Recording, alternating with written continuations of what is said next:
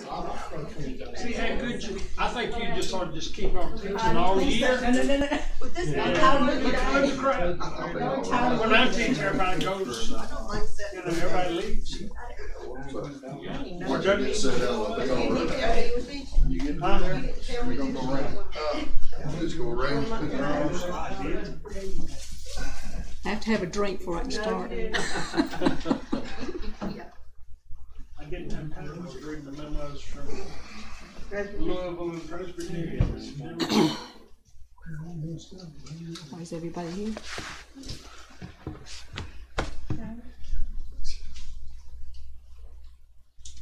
Yeah. Had to get okay. Okay, today we're going to finish this series by discussing Thanksgiving prayers and yes prayers. First, we're going to start with being thankful. Do you spend more time asking God for things you want or thanking God for what He's given you? In 1 Thessalonians 5:16 through 18, we are told, "Be joyful always, pray continually, give thanks in all circumstances, for this is God's will for you in Christ Jesus." Of all the ways of praying, gratitude is one of the easiest. Did you ever think about that? Being thankful should come very easily. Even people who aren't particularly faithful can choose gratitude. In fact, giving thanks is so easy, we even have a national holiday devoted to it. It's my very favorite holiday. You think about it though, Thanksgiving is one of the few holidays we have that hasn't been commercialized to death. Granted, it seems to be kind of pushed to the side because we start Christmas in October now, or July, or somewhere. But it's still observed. Sometimes we observe it as the opening day of Christmas, but we technically know that we're supposed to be thankful on Thanksgiving. Other virtues can be harder to acquire. You can tell yourself to be hopeful, but if you're worried to death and you're chewing on your fingernails and everything, it's not going to change the way you're thinking. You can tell yourself to be patient, but if you're stuck on Woodruff Road and you're trying to crawl through, you're not going to be too thankful. You're going to be fuming. But let gratitude be your attitude is one of the sayings you can actually make happen. Several years ago, Rick Hamlin, who as y'all know is the author of this book, worked with newscaster Deborah Norville on an article about gratitude. And Deborah Norville is a firm believer in actually writing down what you're grateful for and keeping track of your blessings in a journal. That doesn't always work for all of us to write things down, but it is a way of remembering. You can just as easily every day, at the end of the day, think of 3 or 4 or 5 things that good happen. Sometimes you have to really grasp at straws, but somewhere in there's several things you can be thankful for. Studies have shown a measurable increase in health, resilience, cognitive skills, and the ability to undo stress through gratitude. Deborah Norville pointed out the work of 2 professors in particular, Robert Emmons and Michael McCullough. In one experiment, they took 3 groups of volunteers and randomly assigned them to focus on one of 3 things all week. Hassles, stressors, things for which they were grateful, or ordinary life events. Which group do you think was the happiest? The ones who focused on being thankful, who had gratitude. They reported fewer negative physical symptoms and were active in healthy ways. They spent almost an hour and a half more each week exercising than people who focused on their hassles. And her prescription is to write down 3 things every day that you're thankful for. Many years and years ago, John and I started keeping a blessing jar. We had one of those years, and we've all had them, where everything happened that could possibly happen. Everything just seemed to go wrong. during the spring we had this bad leak in our laundry area that they had to practically tear half of it apart, and this construction went on forever. In the middle of that, our first pet died. And right after that, he injured his right arm, so he was a one-armed man for a while. But all of this happened just in a matter of weeks. And we felt like, well, darn, what else? Don't ever say what else can happen. Yeah. Don't ever say that. But not long after that, in a catalog, I saw this little jar that said, blessing. It's about yay big. So I got it. And so we started putting one of us, started putting little slips of paper in it, for good things. Like, it could be stuff like, the beauty of springtime, or something that went right, like, get a good medical report or something like that. Anything in the world, you look around you, there's plenty to be thankful for. So we put that in our little jar. Every time we have a good harvest, we have a garden, so the first harvest or whatever. We did this to remind ourselves that there's always something to be thankful for. And the more you are thankful, I think the easier it becomes to see, even when something happens, that there is some good comes of it. 2 examples. I'm sure most of y'all remember when our porch got hit by the car. John said the chiropractor made a house call. But, wait a minute. Your house is way off the street. Exactly. But Dr. Young had a medical emergency, and apparently he hit the gas instead of the brake, and it came plowing into our front porch. However, had it not been for that ginormous front porch and its foundation, it would have ended up in our living room. So that was something to be thankful for. And of course, once the porch was repaired and everything, it's much sturdier than it ever was, because our contractor didn't really get along too well with the building inspector. So, we had to start from the ground up. But a bad thing became good. And then a couple of years, 2 or 3 years ago, we had 2 trees to fall, and they hit our porch, and our porch protected it from the rest of the house. And we also found out that it was also a blessing, because we found out that our roof was beginning to leak in the attic, and we didn't know it. So there's always something. Sometimes you have to really look hard, but there's always blessings. Anyway, our little blessing jar keeps us focused on the good things that happen in life.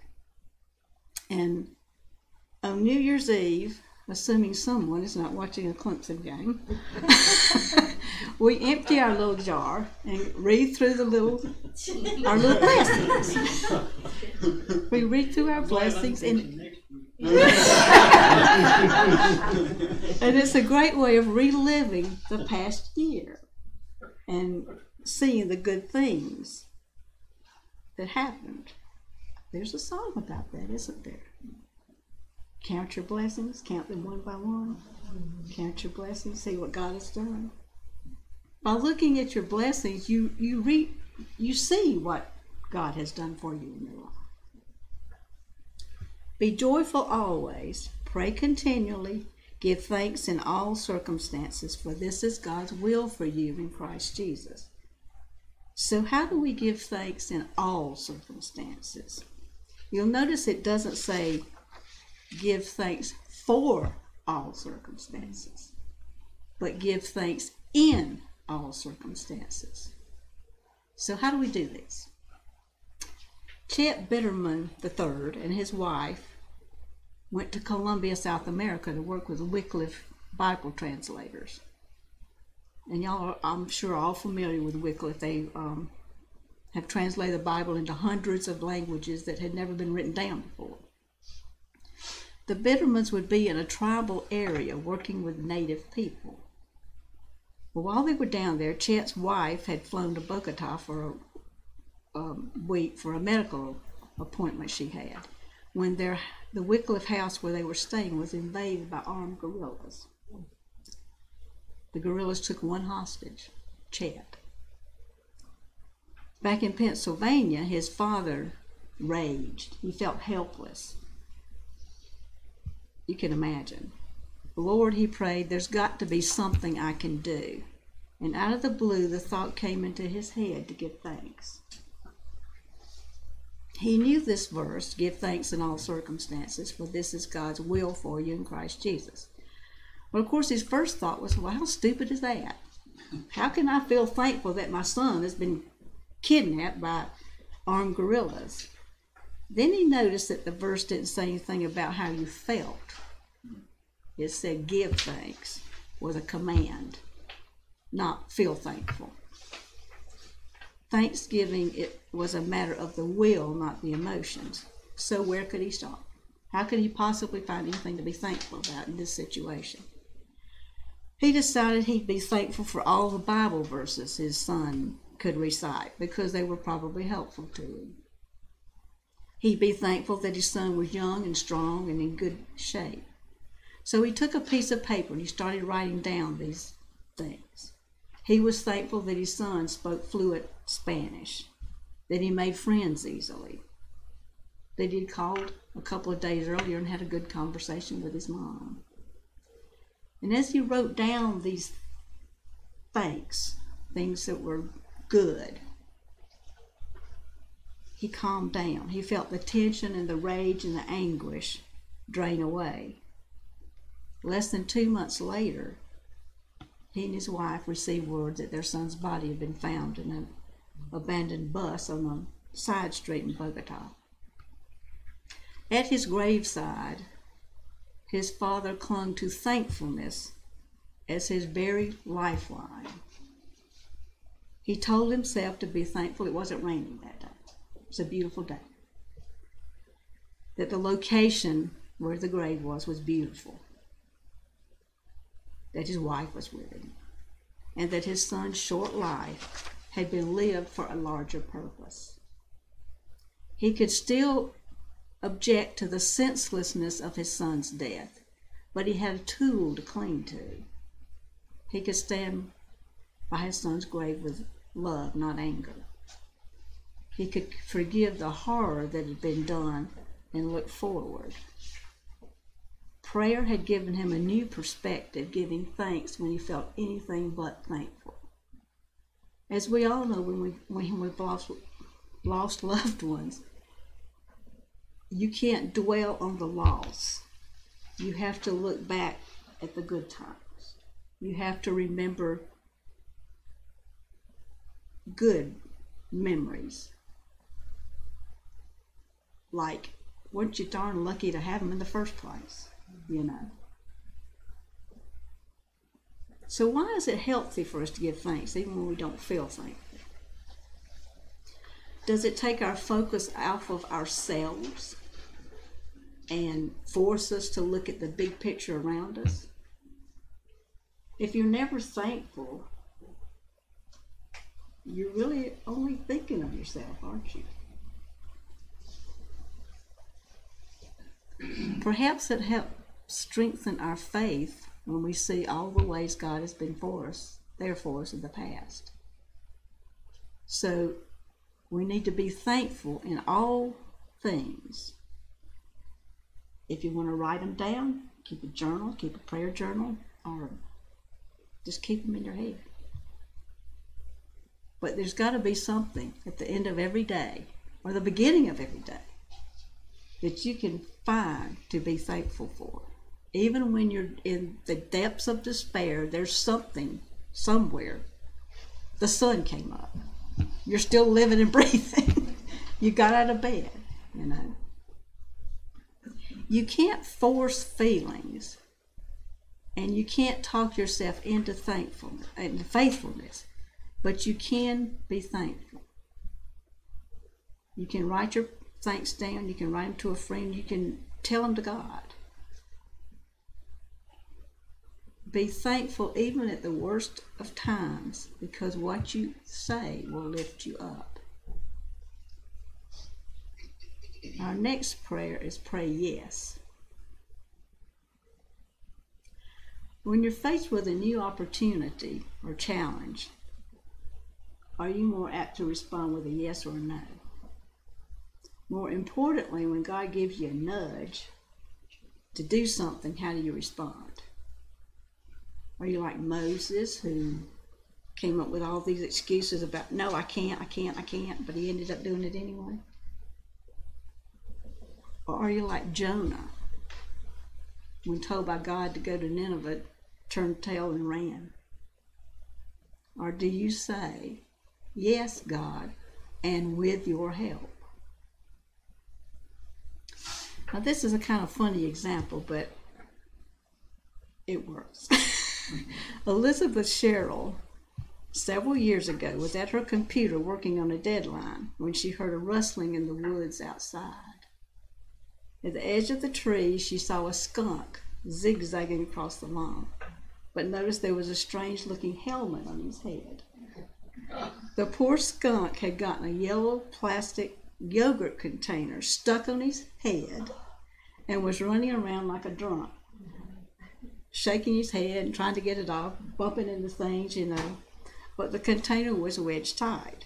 Well, she wasn't about to go out there and take it off. This is a skunk, How on earth would she ever catch the skunk? And moreover, what in the heck was that skunk going to do to her if she did? It would take way too long and she was busy. So she called the SPCA, and they told her to call the Department of Wildlife. Well, the Department of Wildlife told her that as long as it couldn't see her, it wasn't going to spray her. And she could take a blanket out there or something and just throw it over, Well, she wasn't sure about that. Anyway, she looked outside and the skunk had disappeared. So she thought, well, okay, I don't have to do anything anyway. It ran off and it was somebody else's problem, so she went back to her work. But then she felt guilty. Somehow she felt responsible. So she went outside and looked for the skunk. And about 100 yards down the road, she saw this black and white streak emerge from the bushes and run straight at her. The little yellow helmet on its little head. So she stopped and grabbed hold of the yogurt container. And the skunk tugged and twisted. She had to grab it with both hands and tug until the little black head popped free. And she wrote, a sharp quivering nose, 2 small round ears, and alert black eyes stared straight into mine. For about 10 seconds they just stared at each other, and then the skunk just turned and ran. And who was happier? So you say, well, what does it got to do with God? Well, she didn't want to get involved because she was busy. She could have justified not going outside and leaving the problem with the hands of a professional. But she just felt like she needed to do something to help this little skunk. So for years afterward, she kept this little plastic yogurt container on her desk as a reminder that every now and then God's answer to a need is me. Something had to be done, and that something involved her. Prayer might seem like a just quiet time where, you just sit and contemplate and everything. But it's also an action that you take. Jesus spent 40 days in the wilderness praying and fasting before he began his ministry. Even then, after he began ministering to others, he left the crowd and went off by himself to be alone to pray. But the Gospels give an account of an exhausting activity. He's always running here, there, and everywhere. He healed the sick. He raised the dead. He fed the hungry. He made the lame walk. Made the blind see. Well, that's pretty active life, He preached, taught, and blessed. In John 21:25, we're told, Jesus did many other things as well. If every one of them were written down, I suppose that even the whole world would not have room for the books that would be written. A prayer can inspire an act, but the act can be prayer itself. Did you ever think about that? That what your actions what you're doing, what God calls you to do, are forms of prayer. God can give us the power to do anything when we're doing it for the people who need it the most. And the people who need our help are everywhere, aren't they? They're in our church. They're in our neighborhood. They're all over the world. Sometimes we can feel so overwhelmed by the needs around us that we just say, oh, I can't make a difference. I can't do anything. So we don't do anything. We just sit there, don't do anything. But if we say yes to God's nudge, He's not asking us to save the world. He's just saying, do something, you know? We can start with a little thing. Sending cards to people. Calling them. Visit them in the hospital. Little things make a big difference in somebody's life. You'll feel a prompting. You'll feel that God is telling you to do something. It's kind of like your conscience, you know. But don't just say, no, I can't. There's always something out there. If you think you can't do anything, ask God to guide you. If you don't know, even if you don't know what to say, you can ask Him and the words will come. One of the hardest things in my entire life I've ever had to get through was when my cousin was dying of brain cancer last year. I am not a nurse. I do not like to be around sick people. But I knew that I had to be there. I had to be with them. And every day that I went, it's about 15 miles, 20 miles over there, I would just pray to God, please, please, please put the words in my mouth. And I was pretty calm through that whole thing when I was with her. But I know that's how I did it. Because God gave me the words to say. One of the guidepost stories that stuck with Rick over the years is called Mrs. Lake's Eyes, by an author who asked to remain anonymous. Mrs. Lake was the author's 6th grade teacher. Now, I'm sure all of you teachers can relate to this story. The author felt that this teacher really changed her life. It happened the day of the parent-teacher conference. Mrs. Lake had set up chairs in the back of the room, and as each set of parents came in, she met with them and the child together to talk over the child's progress. Well, the little girl was sitting there just dreading this moment because she knew her parents wouldn't come. They always had an excuse. They couldn't do this. They couldn't do that. They never showed up for anything for her. And she was trying to figure out what reason she could give Mrs. Lake to cover the fact that her parents drank. That's why they never showed up for anything. It was too humiliating, and she felt like it was all her fault. So one by one, the other students sat with their parents and Mrs. Lake and returned to their desks. She sat there in dread. So Mrs. Lake called her up, and before she had a chance to make up an excuse, the teacher stood up, folded up the 2 chairs her parents would have been sitting in, and told her to sit in the one chair left. And she told the little girl, she said, I know why your parents aren't here, but I just wanted to tell you all the good things that I would have told them. So she went on to give the little girl a glowing report. Her words were the beginning of this little child's healing. It was the first time an adult had ever acknowledged to her that she was not her parents and that their problems were not her fault. It was the first glimpse she had of God's love for her. She saw it in Mrs. Lake's eyes. What would have happened to this child if her teacher hadn't spoken up?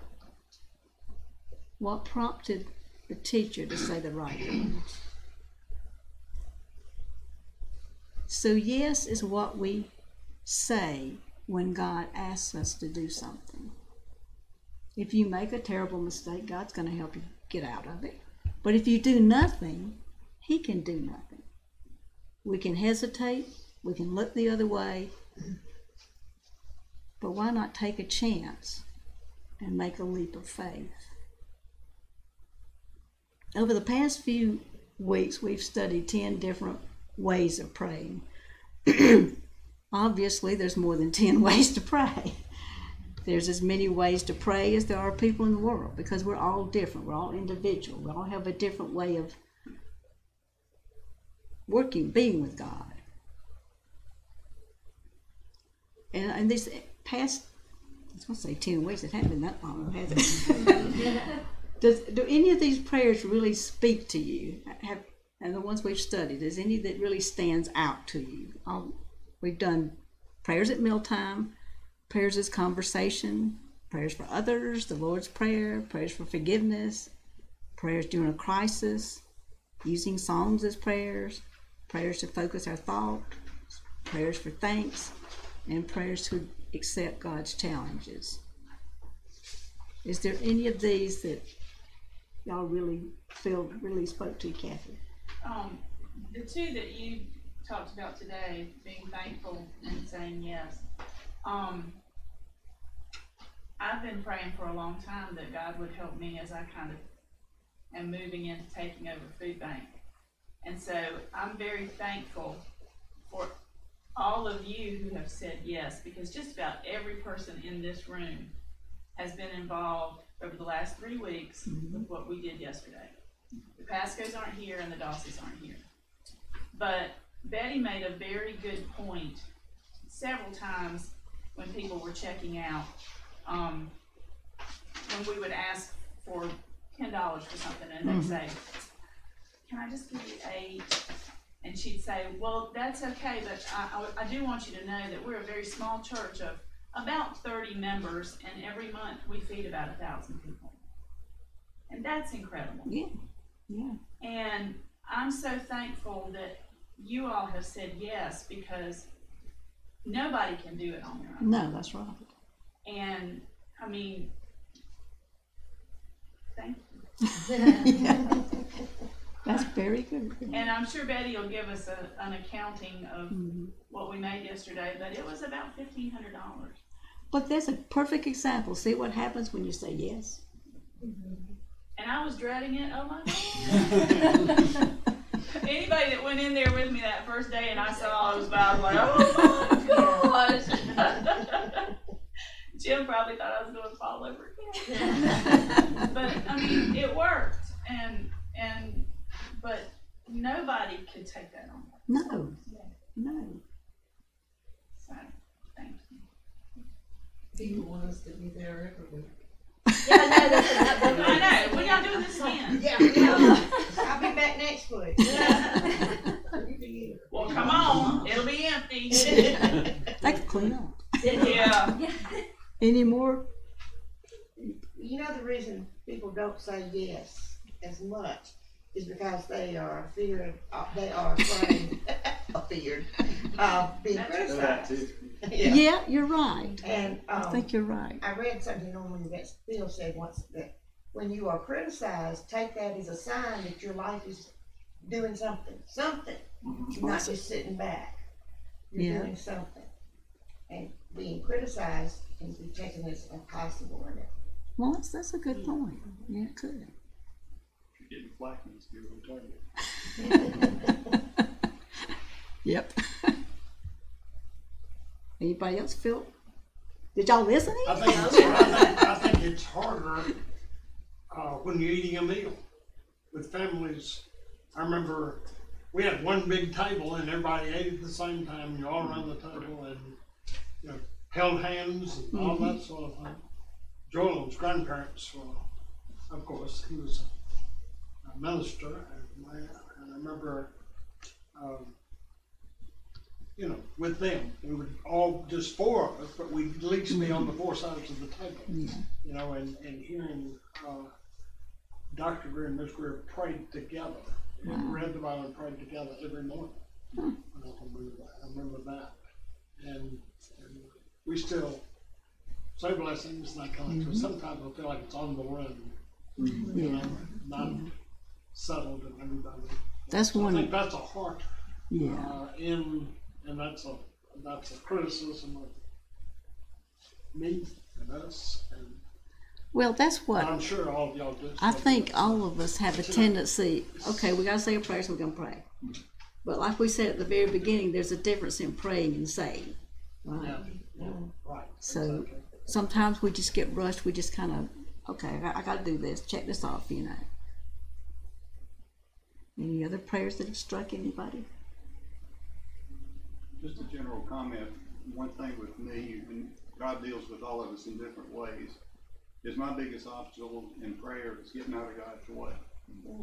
I pray for direction and all this type of thing, then I go out and try to do it myself. Yeah. I think we all do that. It's hard to let go.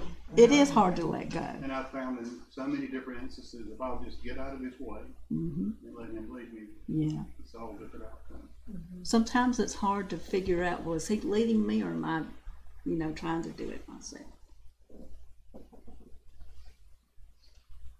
Something you said today struck me, and something I've been thinking about through this whole thing is that prayer is an action, right? It is something that you do. Yeah. And there is a lot. I don't know if couple months ago, something like that.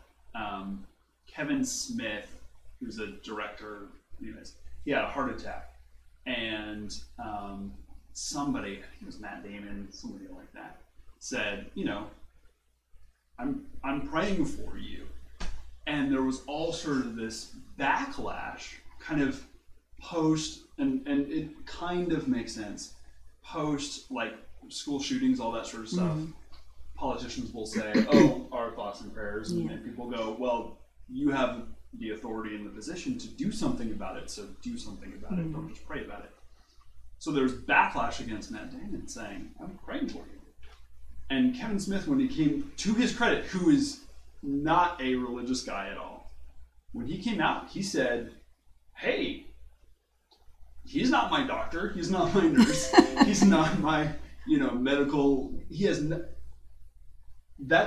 not responsible for me at all, but it's nice to know that he's praying for me, and there, in this sort of zeitgeist, there's this sort of almost,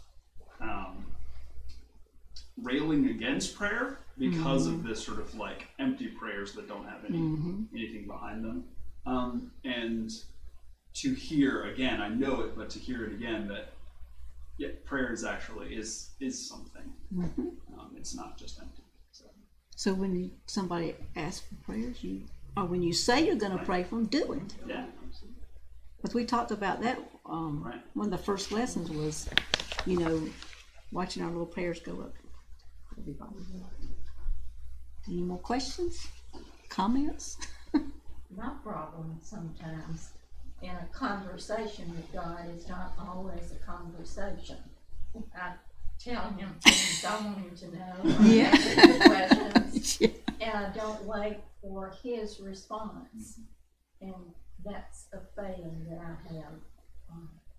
I think my biggest one is distraction. I don't know why this just popped into my head, but we talked about setting aside a place for prayers. At Westy's Vintage Fair yesterday, there was a prayer chair for sale. It was a little, you could tell it'd been there a while. A little wooden chair about, yay big. But it had, what would have been the seat was down on the ground where you would kneel, I presume, and you could pull yourself up in it. I had never seen such a thing, but I thought it was really cute. We talked about having a place you can move this little chair around and kneel down, assuming you could get down, but you could pull yourself up again. Any more comments? We haven't talked about flash prayers. I'm a big flash prayer. I make a point of praying every time I hear an ambulance sign. I do too. I think it's a good thing to do. Yeah. That's a good. Or a fire truck. Or a fire truck. Yeah. Whatever's going on. Whatever. I mean, that's loud enough noise to say, God's calling you to pray. And you pray for the people in there and the people and who they're going to. Yeah. Our dog does that. He howls every time a fire truck goes by. Well, if there's no more questions, let us pray. Hi, God. It's us, your sometimes not so faithful servants. We want to have a relationship with you. Really, we do. But sometimes life gets in the way. Well, okay, we get lazy. Help us to make time for you each and every day so that our conversations with you become a priority in our lives. In Jesus' name we pray. Amen. Amen. Before y'all leave the room, I wanted to let everybody know, I think choir members know, but Jared, our assistant director and pianist, has been nominated for Teacher of the Year at Palmetto High School. And this is his first year there. He left us at Palmetto Middle. He'd been there 3 or 4 years and then went over to the high school. And he's fabulous. And last night I went to see Little Shop of Horrors that he did the musical, work for the kids on. And their last performance is at 3 o'clock this afternoon, and it is wonderful. And also his mother's here today. Yes, that's his mom. But I'm so proud of him. He was my little sister. So I've known him for a long time, and he's very talented, and he works with those kids. And some of the students that he had in the 6th grade, he still has at the high school now. Wow. So he's doing great things. That's wonderful. That's it.